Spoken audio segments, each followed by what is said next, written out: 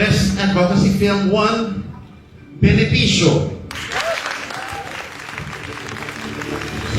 Kinilala ang kausay ng Philippine National Police sa larangan ng pelikula matapos tanghaling Best Advocacy Film ang kanilang pelikulang pinamagatang Beneficio sa ginanap na 2025 FAMAS Short Film Festival kung saan personal na tinanggap ni Chief PNP Police General Romel Francisco Marbil ang tropeo sa ginanap na Awards Night ika-10 ng Mayo 2025 sa Music Museum San Juan City.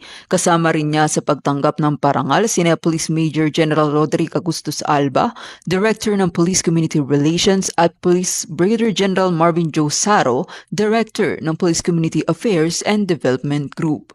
Sa kanyang maikling mensahe, binigyang diin ni Police General Marbil ang layunin ng PNP na ipaabot sa publiko ang mahalagang benepisyo at tulong na ipinagkakaloob ng kapulisan sa kanilang mga kasamahang nasusugatan o nasasawi sa mga operasyon. Aniya, hinding-hindi natin papabayaan ang ating mga pulis na nag-aalay ng kanilang buhay para sa bayan. Ang pelikulang Beneficio ay sumasailalim sa matatag na dedikasyon at sakripisyo ng mga miyembro ng PNP sa kanilang araw-araw na serbisyo sa mamamayan. Itinatampok din dito ang suporta at tulong na ibinibigay ng PNP, pamahalaan at mga katuwang na ahensya para sa mga pulis na kabilang sa kategoryang Wounded and Killed in Police Operations.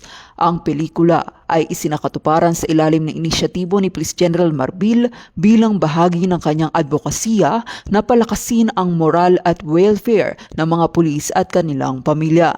Napili ang benepisyo mula sa mahigit 500 short film entries na sumailalim sa masusing pagsusuri ng mga hurado. Mula sa mga nominado, ito ay namukod-tangi dahil sa makabuluhang mensahe at kakaibang advokasyang nagbibigay pagpupugay sa mga buhay ng ating mga tagapagtanggol ng batas. Congratulations at taus-pusong pasasalamat sa lahat ng bumuo ng pelikulang ito. Mabuhay ang PNP!